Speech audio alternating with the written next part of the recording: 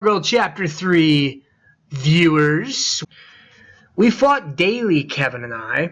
My main job as a producer was to recruit people for the hot seat. After I signed someone up, Kevin began researching the person, getting his questions ready. Every day he asked me, "Did you sign her up?"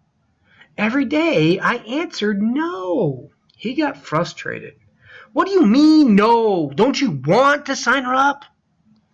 I told him I wasn't sure. His eyes bugged out. "Not sure? How can you not be sure? We high-fived in the lunchroom weeks ago. We were thinking Stargirl miniseries even. This is a hot seat from heaven."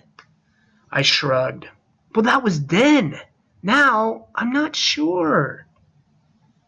He looked at me like I had 3 ears. "What's there not to be sure about?" I shrugged. "Well then," he said, "I'll sign her up." He walked away. "You'll have to find another director then," I said.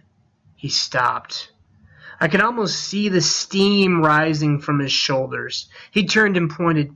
"Leo, you can be a real jerk sometimes." He walked off. It was uncomfortable. Kevin Quinlan and I usually agreed on everything. We've been best friends since arriving in Arizona the same week 4 years before. We both thought that the prickly pear cactus looked like a ping pong paddles with whiskers, and that cigarros looked like dinosaur mittens. We both loved strawberry banana smoothies. We both wanted to go into television. Kevin often said he wanted to be a sleazy talk show host, and he wasn't kidding. I wanted to be a sports announcer or a news anchor. We conceived Hot Seat together and convinced the faculty to let us do it. It was an instant hit.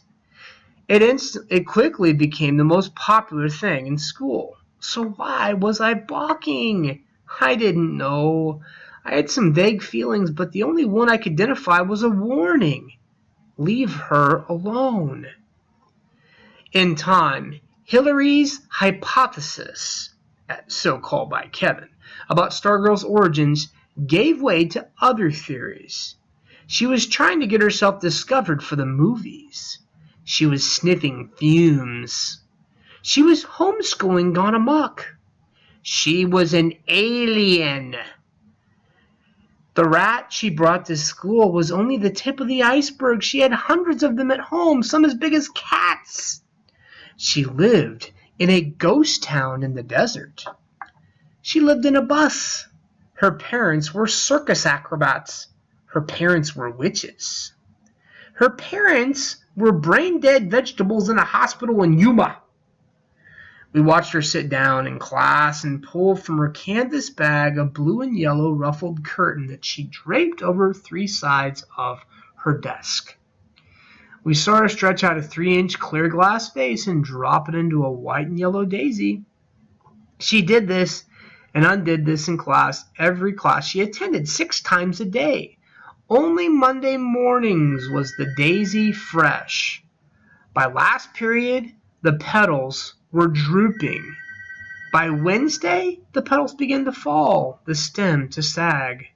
By Friday, the flower hung over the rim of the waterless vase, its dead stump of a head shedding yellow dust in the pencil grove. We joined her as she sang "Happy Birthday" to us in the lunchroom. We heard her greet us in the hallways and classrooms, and we wondered how she knew our names and our birthdays. Her caught in headlights eyes gave her a look of perpetual astonishment, so much that we found ourselves turning and looking back over our shoulders, wondering what we were missing. She laughed when there was no joke. She danced when there was no music. She had no friends, yet she was the friendliest person in school. In her answers in class, she often spoke of seahorses and stars, but she did not know what a football was. She said there was no television in her house. She was elusive. She was today. She was tomorrow. She was the faintest scent of a cactus flower, the flitting shadow of an elf owl. We did not know what to make of her. In our minds, we tried to pin her in a corkboard like a butterfly, but the pin merely went went through, and away she flew. Kevin wasn't the only one. Other kids pestered me. Put her on the hot seat. I lied. I said I was only a 10th grader and I said that she was only a 10th grader and you had to be at least a junior to be on hot seat. Meanwhile, I kept my distance. I observed her if she were a bird in an aviary. One day I turned a corner and there she was, coming right at me, the long skirt softly rustling, looking straight at me, surrounding me with those eyes. I turned and trotted off the other way. Seating myself in my next class, I felt warm, shaken. I wondered if my foolishness showed. Was I myself becoming goofy? The feeling I had when I saw her around the corner had been something like a panic. Then one day after school, I followed her. I kept a safe distance.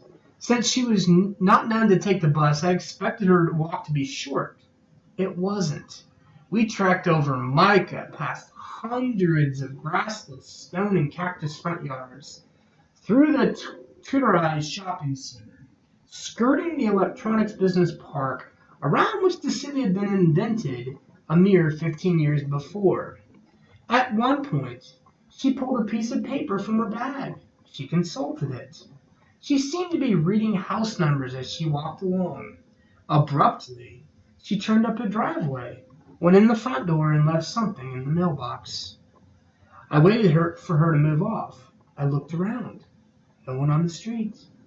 I went to the mailbox, pulled out a homemade card, opened it. Each tall letter was a different painted color. The card said, "Congratulations!" It was unsigned. I resumed following her. Cars pulled into driveways. It was dinner time. My parents would be wondering. She took the rat from her bag and put it on her shoulder.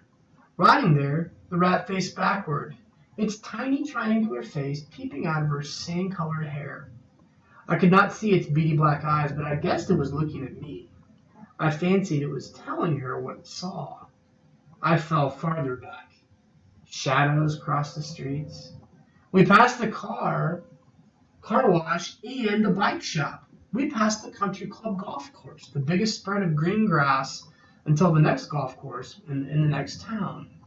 We passed the welcome mica sign. We were walking westward. There was us on the highway in the desert and the sun blazing above the Maricopa Mountains. I wished I had my sunglasses. After a while, she veered off from the highway. I hesitated, then followed. She was walking directly into the setting sun, now a gray-orange perch atop the mountain crests. For a minute, the mountains were the same dusky lavender as her sand-skimming skirt. With every step, the silence grew, as did the sense of what she knew. Had known all along that she was being followed, or more, that she was leading me. She never looked back. She strummed her ukulele. She sang. I could no longer see the rat. I imagined it was riding. It was dozing in the curtain of her hair. I imagined it was singing along. The sun lay down behind the mountains. Where was she going? In the gathering dusk, the saguaros flung shadows of giants across the pebbled earth. The air was cool on my face. The desert smelled of apples. I heard something. A coyote? I thought of rattlesnakes and scorpions. I stopped. I watched her walk on. I stifled an impulse to call after her, to warn her. Of what? I turned and walked, and then ran back to the highway.